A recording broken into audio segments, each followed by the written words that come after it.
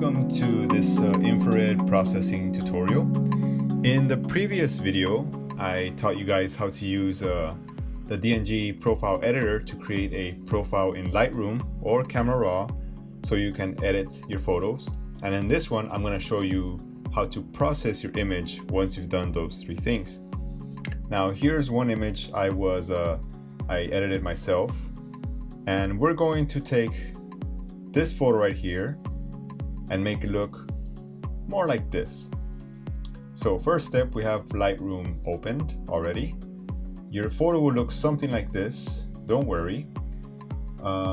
As you can see, we can't make it any more cooler, it's still really red.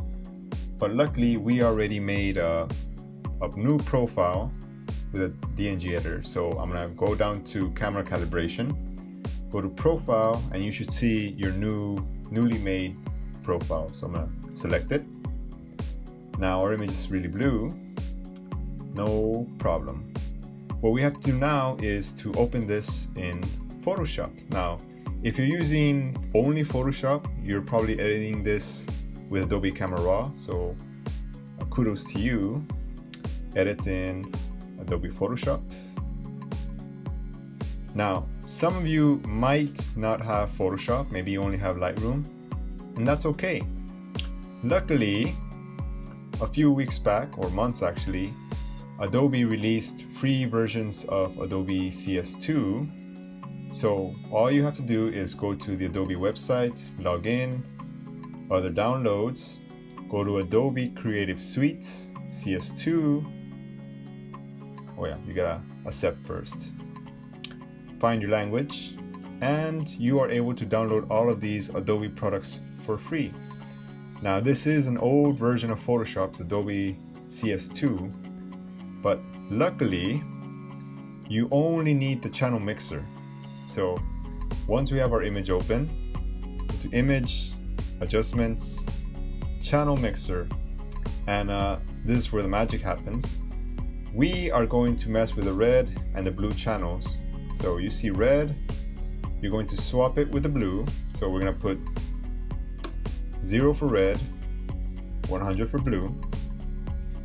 Then we're gonna go to the blue channel.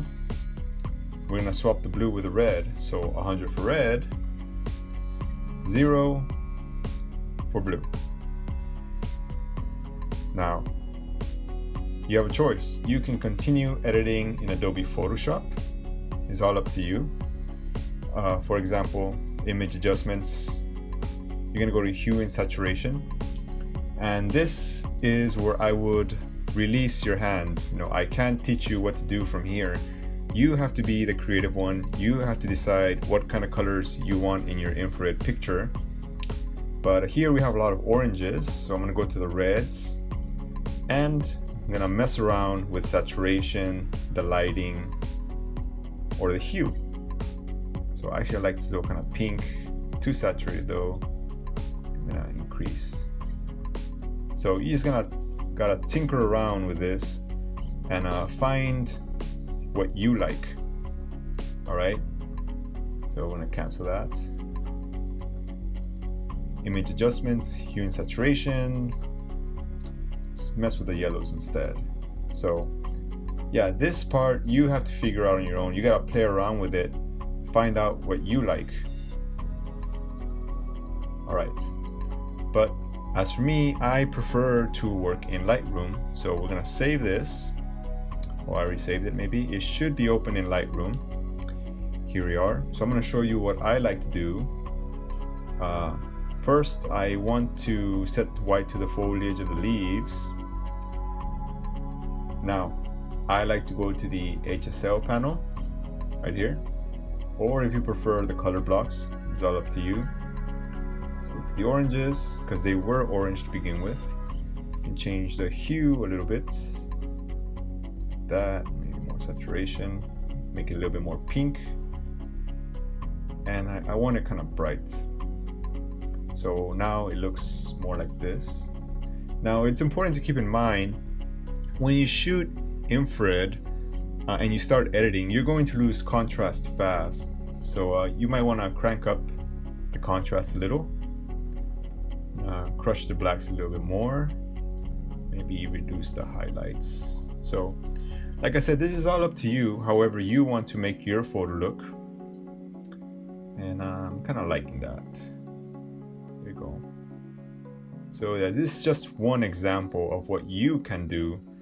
You can get really crazy with the colors, but I like to keep them pretty relevant, pretty steady. So we're going to change the blues a little bit more. I think I like the hue right there, so lower luminance.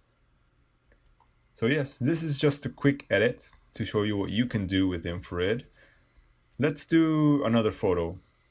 So we're going to go find one of these pictures. All right, let's do this one. We're going to go to develop. Once again, camera calibration. Right now it's set to Adobe Standard. I'm going to go to my infrared profile. It's looking good. Edit in Photoshop.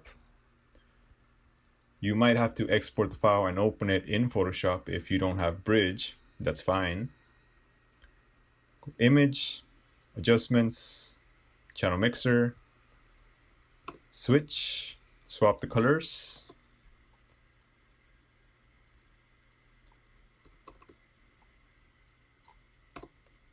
And we have something like this. Now, personally, I like to take the white balance off of the clouds. It's not always the case. There we go. And here we have a lot of orange. I think I'll like it kind of pink though. So we're gonna make this orange look kind of pinkish. Move the hue all the way. It looks strange, but trust me on this. We're going to lower the saturation. And we have a nice pink hue. All right. Now it is looking really flat. So like I said, when you edit infrared photos, you lose a lot of contrast. Crank up some contrast. Maybe reduce the highlights. Some whites. It's looking a little bit better. Still a little bit too much contrast over here. So like I say, you gotta play around how you like your photos to look. And actually I don't want the sky to look like that. I want to make it a little bit more